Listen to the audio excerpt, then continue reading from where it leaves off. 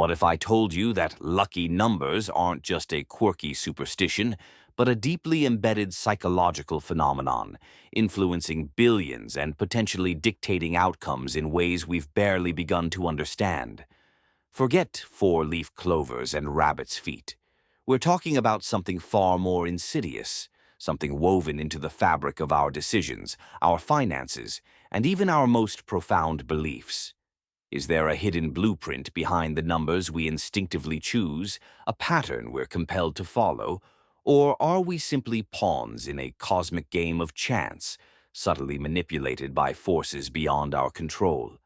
To understand this strange human obsession, we need to peel back the layers of history, psychology, and pure chance.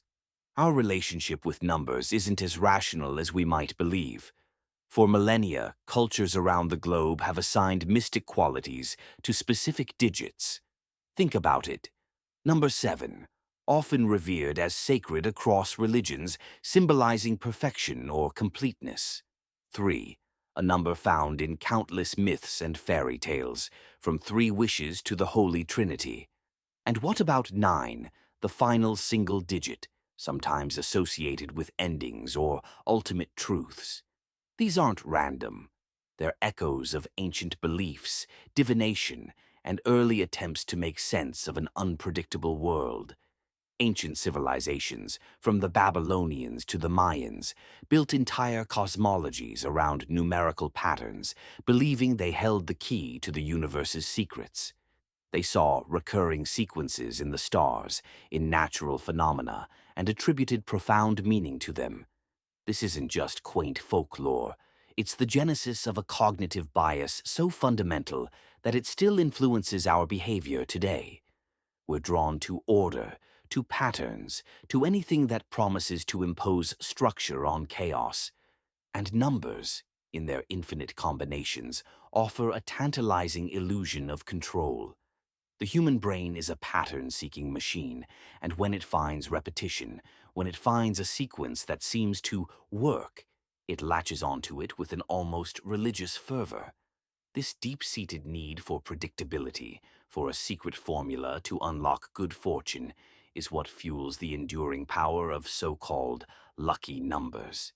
It's not just about winning the lottery, it's about a primeval yearning for an unfair advantage in an unfair world. But things took a far more interesting and perhaps unsettling turn as societies modernized. Our ancient numerical superstitions didn't vanish. They simply evolved, adapting to new contexts and new anxieties. Take, for instance, the sheer economic impact of lucky numbers. Billions of dollars are spent annually worldwide on lotteries, with countless participants meticulously selecting birth dates, anniversaries, or sacred digits like 7, 3, or 11. It's not just a game of chance. It's a mass psychological experiment playing out every single day. Analysts have even observed trends in stock market behavior, where certain round numbers or symbolically significant figures can trigger collective buying or selling, defying purely rational economic indicators. This isn't just about individual choice. It's about a collective subconscious influencing global financial systems. Consider the profound cultural differences. In China, the number 8 is incredibly auspicious, symbolizing wealth and prosperity. Homes with 8 in their address sell for astronomical sums, and phone numbers containing multiple 8s are fiercely coveted. Conversely, the number 4 is deeply feared due to its phonetic similarity to the word for death. Buildings often omit the fourth floor, skipping straight from 3 to 5, echoing the Western anxiety around 13.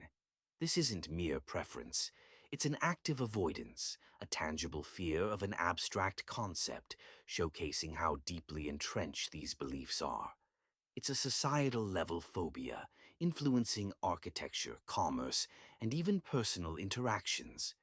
The belief in lucky numbers isn't confined to the realm of harmless fun. It leaks into areas where the stakes are incredibly high. Emergency responders have noted a measurable reluctance to approach situations tied to an unlucky number, even if it's an unconscious bias. Healthcare professionals have observed patients in certain cultures showing a heightened anxiety or even a refusal of treatment on dates associated with negative numbers, potentially affecting recovery rates. These aren't just anecdotes. There are studies, albeit controversial, suggesting that the psychological impact of perceived luck can trigger a subtle shift in our own performance or even our perception of reality. Whether it's a placebo effect or something more, the numbers we assign meaning to are undeniable forces in our lives. Our chosen digits, the ones we deem lucky, become talismans, personal anchors in a world that often feels arbitrary. They are a manifestation of our deep human desire for control, for an edge, for a secret whisper from the universe guiding us toward prosperity or away from peril. This isn't just about believing in luck. It's about our inherent need to find patterns, even where none exist, to craft narratives that give meaning to the random, and to infuse the mundane with the magical. But what about the darker side of this obsession? What about the numbers we explicitly avoid, the ones we collectively brand as unlucky, even cursed? This is where the story takes a much more chilling turn, revealing the raw power of collective anxiety and superstition. Think of the number 13. We've all heard of triskaidekaphobia, the fear of the number 13. But this isn't just folklore. Many hotels skip the 13th floor. Airlines often omit gate 13. Some hospitals, in a stunning concession to superstition, have no room 13. This widespread avoidance, impacting infrastructure and daily routines, isn't based on any scientific evidence. It's propelled by centuries of cultural narratives equating 13 with misfortune. But the collective fear itself, the sheer weight of millions of people believing 13 is unlucky, creates its own reality. Consider Friday the 13th. For centuries, this date has been associated with bad omens, accidents, and general misfortune. The very idea of it being an unlucky day is so pervasive that for some, it becomes a self-fulfilling prophecy. Studies have shown a measurable increase in accident rates on Friday the 13th in some cultures. Is it the number itself? Or is it the heightened anxiety, the subconscious fear that makes people more prone to mistakes, more susceptible to suggestion, more likely to interpret ambiguous events as negative on that specific date? The fear propagates itself. People become hyper-aware, attributing any minor mishap to the curse of the day, reinforcing the belief for others. It's a fascinating, terrifying example of mass psychological influence. But the really unnerving part comes when an unlucky number transitions from folklore to a chilling, recurring pattern in real-world catastrophes. Take the case of Flight 191. This isn't a single event. There have been several catastrophic crashes involving flights with this number designation. Most famously, American Airlines Flight 191 in 1979, which remains the deadliest single aircraft accident in U.S. history. But then you have other incidents involving Flight 191 in other airlines across different decades, with different aircraft types, all suffering significant, often deadly, problems.